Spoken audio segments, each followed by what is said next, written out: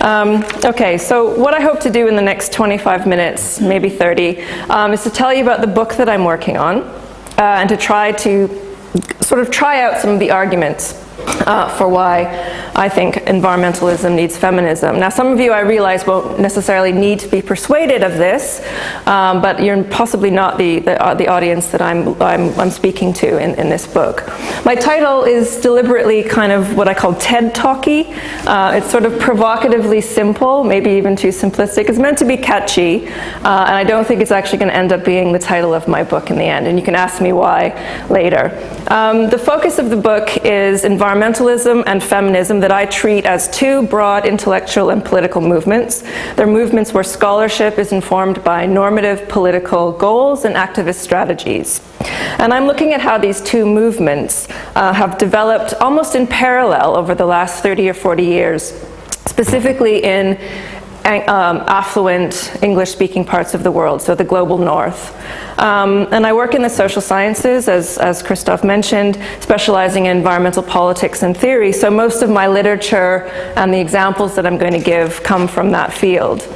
And what I want to do in this project is, and really, as you so eloquently pointed out, what I've been trying to do for most of my academic career is to put these two isms, feminism and environmentalism, into conversation with each other. I've always been really kind of frustrated and curious to try to figure out why it is that they don't speak to each other. I think it's quite curious given that they're quite similar in many ways. They're probably two of the most important new social movements of the 20th century, emerging at around the same time in the late 1960s, at least the second waves of the movements. They share similar philosophical critiques of Enlightenment thought. They have similar political aims to tackle the conditions and consequences of capitalism. And today they're both very global in nature, with numerous internal cleavages and debates. And they share a common experience of being the objects of quite a lot of backlash and poor public reputation. Some of you may have seen this report, this study being reported in the media last autumn. I think somebody told me that Ellen Kelsey might have mentioned this in her talk a few months ago. But this was a study done at the University of Toronto by some social psychologists who found that people were disliked environmentalists and feminists, in fact hated them so much that they reported that they were not going to be very likely to follow what they were telling them they should do. So not very interested in pro-environmental or pro-environmental aims, precisely because they had these negative stereotypes of both types of activists. They called them militant, eccentric, and even unhygienic, which is a bit weird, I think. So given this kind of treatment, this kind of, along with everything else, they should be natural allies, right? I think they should be natural allies in struggle, but in fact they're not.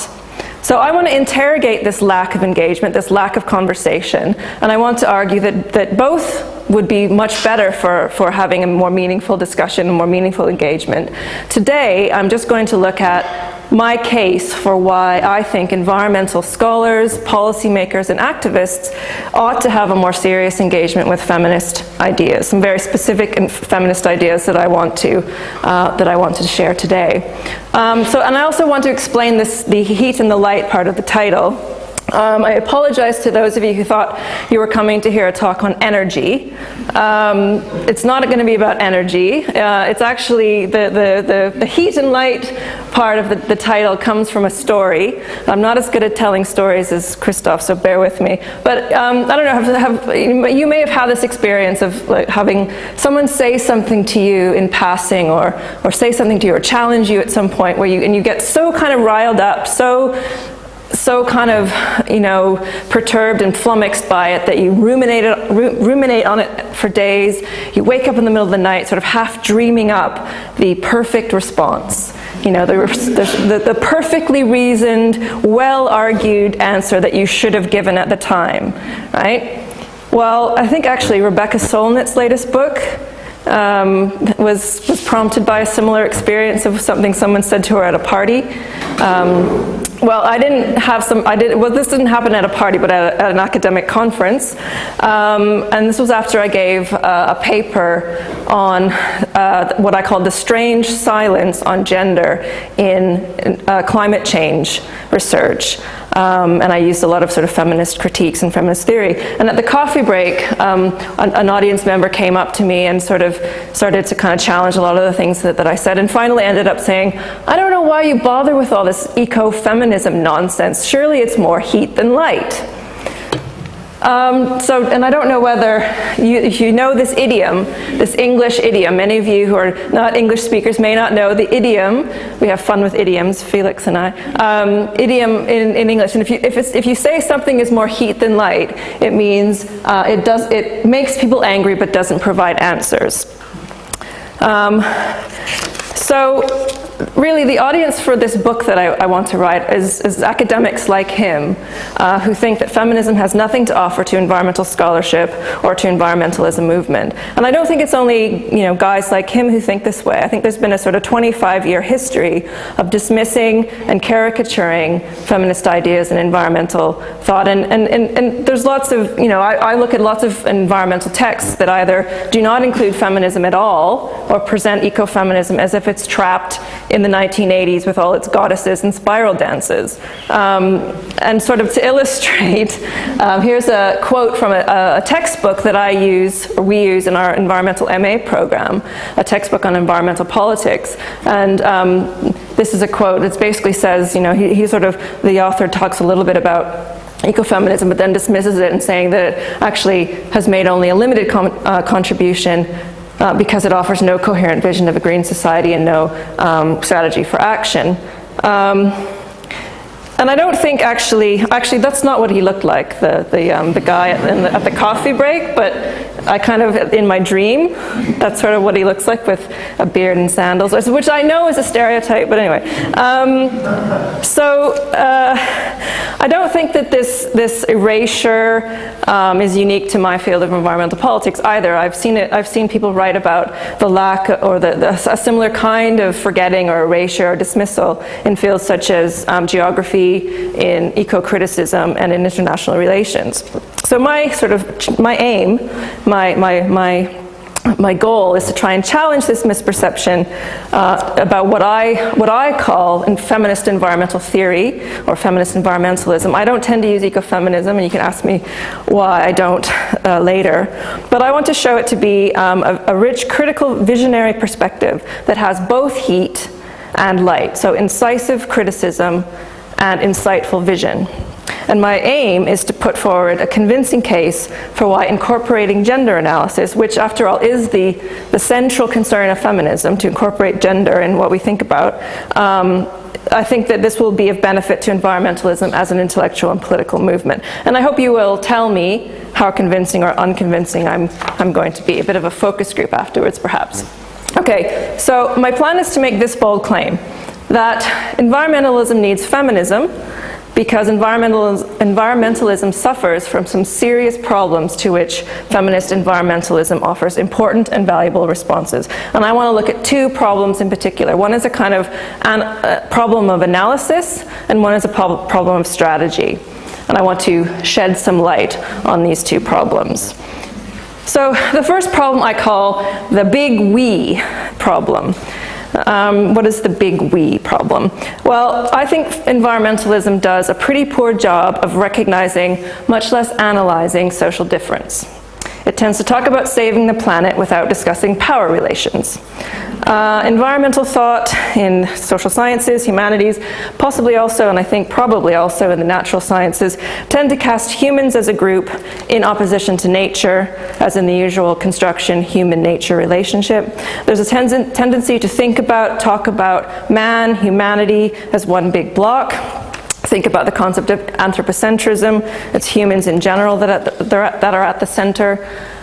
Anthropocene discourse depicts humanity as one big blob, or what Eileen Christ, perhaps more eloquently, calls a homogenized protagonist, which is undefended for its singularity, so as if all humans are equally involved in one common enterprise of changing the earth forever. And I just wanted to note that we're going to be talking about Eileen Christ's article that is was published last year in Environmental Humanities, editor of which is in the back there. Hi, Tom. So that wonderful article that's looking at Anthropocene discourse, and we're going to talk about it from a feminist perspective in the Gender and Environment discussion group that's meeting at 2:30 after this in 4th floor conference room. So other examples of the big we can be found in population discourse. So humans seen as think about the population bomb, 1970s, Paul Ehrlich talking about humans as a rapidly spreading cancer on the earth. Think about now climate change discourse, often talking about humanity as a threat, anthropogenic climate change, or humanity as a threat, as under threat from climate change, as if we're all in the same boat sailing towards the apocalypse. There's a tendency also to avoid social difference when environmentalists talk about individual people. We get abstractions like the rational economic man, the autonomous individual, the ordinary citizen consumer, and even sometimes I've seen the climate changer, right? So while many may find this big we approach to be quite uncontroversial and perhaps actually unavoidable when we're writing. I mean, I'm guilty of it myself, talking about we or making these generalizations.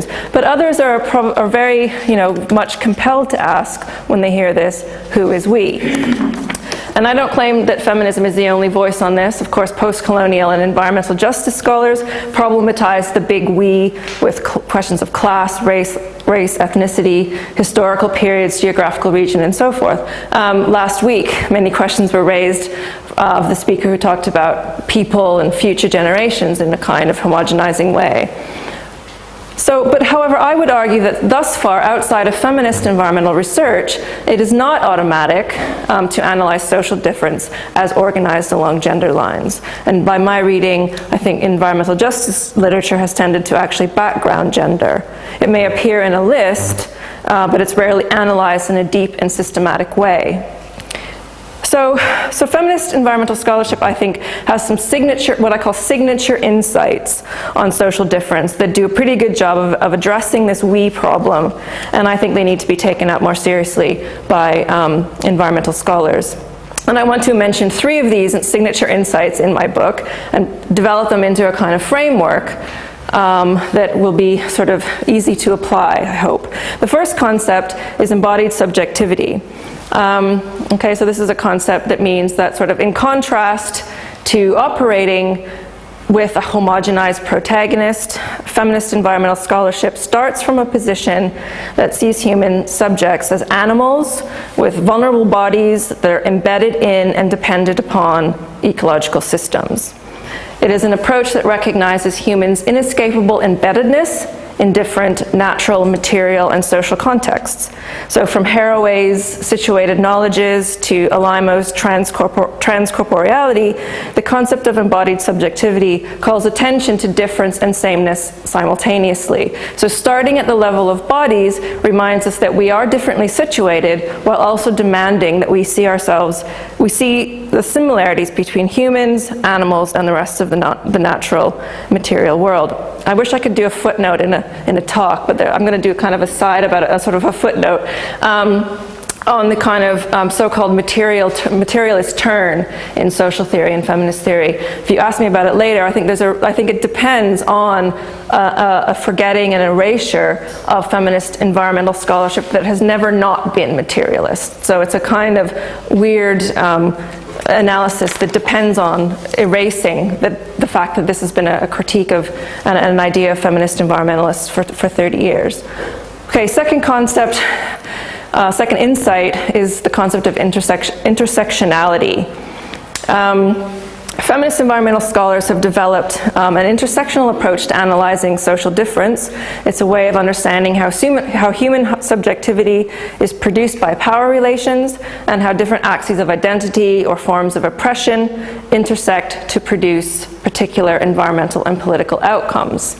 And this approach is the product of several decades of ecofeminist scholarship, most notably Sherilyn Merchant's work, Val Plumwood's work, where they kind of use an analysis of the underlying logic of domination and mastery, and and using that kind of underlying logic, they make linkages between a range of isms, so sexism, racism, speciesism, mechanism, rationalism, colonialism, capitalism, you name it. So in their kind of telling the stories of the appropriation in various places of land, animals, women, and indigenous peoples. Intersectionality is important because it allows us not only to recognize the multiple power relations that are in operation in all environmental issues, but it also provides a foundation for greater solidarity and collaboration across counter-hegemonic environmental movements.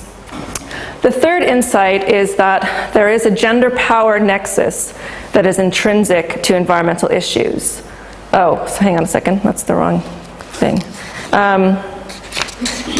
Okay, so a gender power nexus intrinsic to environmental issues. So while I'm saying that an intersectional analysis of difference is important, I would also argue that analyzing gender as an important social category on its own right, as a key axis of power, is important. So its specificity as a power relation and the connections between gender and power need greater attention. So it shouldn't be kind of subsumed within an intersectional approach. It needs as well to be singled out and looked at in all its dimensions.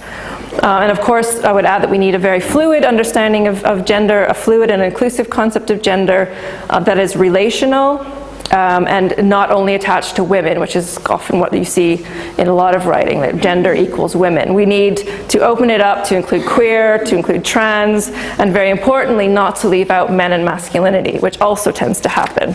We forget that men have a gender. Okay, so I'm basically trying to say that we need to look at environmental issues as shaped by gender politics, most notably by the divisions and distributions of duty, labor, and power. And I will be writing about that in the book. But I think that's a kind of enough theory for now. Some of you are starting to nod off and get to some facts, please. So I do want to give you some facts. I actually do want to give you some concrete examples of how the gender power nexus shapes environmental issues. And I like to have these kind of facts up my sleeve when maybe I'm at a pub or a party and someone says, gender and environment, or they ask me what I do, and I say, well, I research gender and environment. And this is when I kind of don't manage to dodge being asked the question at all, because I hate being asked what I do, and I say gender and environment. And of course, that's, feminism and environmentalism. Pretty good conversation stoppers. Like, I don't like to be asked, so I sort of usually change the subject. But sometimes now I feel like I have some facts up my sleeve to offer. So, okay, there's one. No, this is a joke, actually. I'm not going to talk about the gendering of hurricanes. I think it's an interesting way of making a gender and environment connection, but I'm not going to be talking about this. So I think that there's this gender power nexus, and there's various bits of empirical evidence that we can marshal to kind of talk about it. The first is talking about how gender shapes environmental impacts. And I just need to sort of point you to remember, those of you who are here to hear Daisy's talking about how environmental impacts like flooding, extreme weather, pollution, and so forth discriminates. These impacts discriminate along social cleavages. They hurt the most vulnerable and powerless most severely, and we know that the world's most powerful and vulnerable tend to be poor and women. And UN feminist climate summit activists that go to climate summits are trying to make this point. They've been trying to make this point and using empirical data for the past 10 years. Another way that it shapes, gender power nexus shapes environmental issues, is around environmental values and perceptions. And there is some evidence to suggest that there are gender differences in the way people think about and feel about environmental issues. Some sociologists in the US have carried out extensive survey research that have found that women hold greater knowledge and higher levels of concern about climate change than men. There's also a body of evidence that suggests that men as a group are more accepting of risks and therefore less precautionary than other social groups. They call this the white male effect. And in fact, conservative white males have been found, again, by American researchers to be significantly more likely than any other social group to deny that climate change is happening. The third area, everyday environmental practice. So who do you think engages in more everyday environmental practices? Any hazard a guess? Men, women? Actually, I don't like to call it practices. It's very trendy to talk about things as practices, everyday green practices. I call them chores, right? They're chores. They're not practices, they're chores, right? So sorting the recycling, engaging in the green shopping, putting your clothes on the clothesline rather than in the dryer, all that stuff.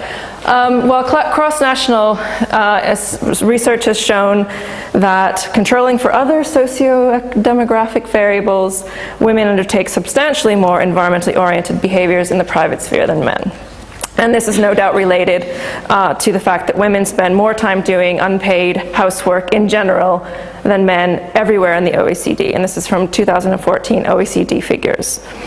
Finally, decision-making at all levels. So we know that although women seem to care more and do more to protect the environment than men, they're not in positions of power in those very institutions that cause, govern, and manage environmental problems. And I don't think I need to give you stats on this, do I? Meanwhile, environmental movement leadership remains overwhelmingly male-dominated. Here's an article from The Guardian from a few months ago noting the paradox between environmental concern and participation. So we know that women express greater levels of concern. We also know that they say that between 60 and 80% of grassroots membership in environmental organizations is female, whereas the leadership in the mainstream environmental organizations, at least, is mostly men. Of course, this varies by country. I think in the UK and the US, this is definitely the case. And I think this gender power dimension is very interesting when considered alongside other research to show a correlation between the status of women in government and national CO2 emissions. Can anyone think of what the correlation might be? No? Well, researchers from the University of Oregon who have looked into this have made what they call a new and stark finding that nations where women have higher political status tend to have lower CO2 emissions per capita. And they go on to say that this finding suggests that efforts to improve women's status around the world, clearly worthy on their own merits, may work synergistically with efforts to reduce CO2 emissions and avert dramatic global climate change. Studies from 2012. So one could argue at the very least that since feminism is the only political movement dedicated to improving the political status of women around the world, that environmentalism, and indeed we all, need feminism. Okay, so that's a good pile of evidence, I think, to support the argument. One thing to also note is that in many of these research papers that I've looked at, it's common to see the comment made, but this is not very well studied and we need more research. So it's not a massive body of literature. It's still not being studied to the extent that it should be. Okay, so now I'm moving on to my second problem. So that was the big we problem and ways of addressing the big we problem. I'm moving on to my second problem. And that is what I call the stuck-on Band-Aids problem. I don't know if any of you who lives in the US or Canada in the 80s know the jingle, stuck-on Band-Aids, but that was do you know? I'm not going to sing it. Anyway, it was supposed to be one of the most famous advertising jingles ever made. But if you start singing it, you'll never get it out of your head. Okay, what I mean by this is I think contemporary environmentalism is arguably stuck And some would say it's in crisis. In fact, some have said it's in crisis. And I'm always going to now quote Tom Princeton, saying that, and he thinks contemporary environmentalism is in crisis.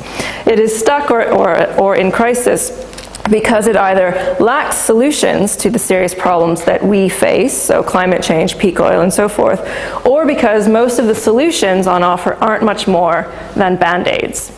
For the most part, green solutions fail to resist or challenge the grip of neoliberal capitalism, and so they have little hope of fundamentally transforming the very systems that have got us into the ecological mess. The global environmental policy agenda is now dominated by some pretty toothless and apolitical or post-political discourse. We have the discourse of adaptation and resilience, which arguably amounts to giving up on mitigation. The guy in the helmet with the laptop is one image that I got when I typed resilience into Google Images. Ecological modernization as an idea kind of amounts to, and I'm simplifying for rhetorical effect here, amounts to manufacturing and selling green technologies as if the technological fix is going to get us out of our mess. Anthropocene discourse is kind of embraces this kind of logic as well, so says Christ in her article. Market mechanisms like carbon trading, green jobs, and green investment banks all assume a sustained path of economic growth, all assume a forward march of progress. And if you are wondering where you can find evidence of this, they're all pretty much promoted in UNEP's, the United Nations Environment Programme's Green Economy report, which was the outcome of the 2012 Rio Earth Summit, the Rio +20 Earth Summit, which was a report written by academics and policymakers in the environmental fields. Some say environmentalism is also in crisis because it fails to resonate with a vast majority of people. And we've heard, probably this community has heard quite a lot about this question of environmentalism failing to resonate with people. John Mayer is writing or wrote a book on the resonance dilemma and how environmentalism just doesn't seem to be speaking to citizens. Ellen Kelsey talked about how doom and gloom makes environmentalism less sort of powerful and makes it almost become a painful thing to be involved in. It could also be that environmentalism still appears to be a white middle-class pastime. And of course, this is how I think it's perceived in the UK. A lot of my students have no interest in environmentalism. They think it's just for the middle classes or the upper classes. And maybe also because environmental solutions seem to demand so much sacrifice and offer so little help. Environmentalists kind of expect us to green our behavior and our lifestyles without offering many concrete solutions for making our everyday lives better and easier. Okay, so what is the feminist critique of this, and what can it offer by way of insights and visions? Okay, well here I look to, very quickly, hopefully, to two further signature insights from feminist environmental theory. One's a critique, one's a vision. And the critique really comes from the work of feminist ecological economists, people like Mary Meller, Julie Nelson, Hilke Pietila, and the German scholar Adelheid Beisecker. And this is work that's rarely taken up, I think, in environmental research. And what they argue is that we need to start with a much deeper critique of capitalism that exposes the way that nature, so natural resources, call them ecosystem services if you must, and unpaid life-sustaining labor are similar in that they're both treated as free subsidies to capital. So what does that mean?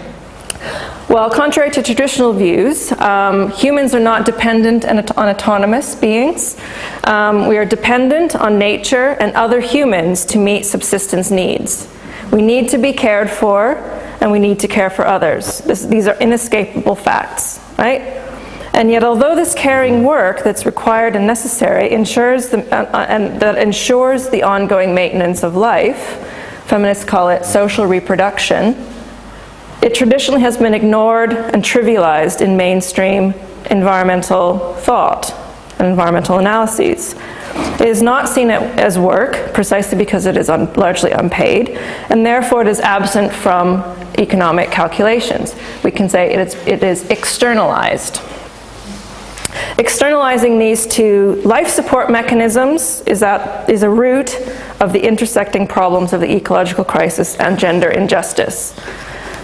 And the problem is that most contemporary environmental policy solutions, especially behavior change discourse, depend on some form of unpaid work, right? But the question of who does that work is never or rarely asked. It is always taken for granted that someone will do it. From a feminist perspective, it is unjust to ignore the fact that much of the responsibility for greening everyday life and holding society together falls on the backs of people who do this unpaid life-sustaining work, a majority of whom are women. It therefore reinforces unjust gender division of labor. So policies that assume free caring labor are also unsustainable, given that people's capacity to care is not an inexhaustible resource. And some feminists have talked about a care crisis. Alongside an economic and an ecological crisis, we have a care crisis that is intensifying due to an aging population and a dismantled welfare state. And one result of this is that according to the International Labour Organization, there are up to 100 million domestic workers worldwide, and most of whom are employed illegally, and 80% of whom are migrant women. Okay, so what's the critique? That's the critique, what's the vision? Okay, very quickly moving to a vision. A vision that was recently articulated by a German feminist organization called Genenet, and this is a network of feminist activists and academics. You can look them up. Most of their web pages are in German. But they've made a number of written responses to UNEP's Green Economy report, and they have in that expressed an interest, a very clear vision.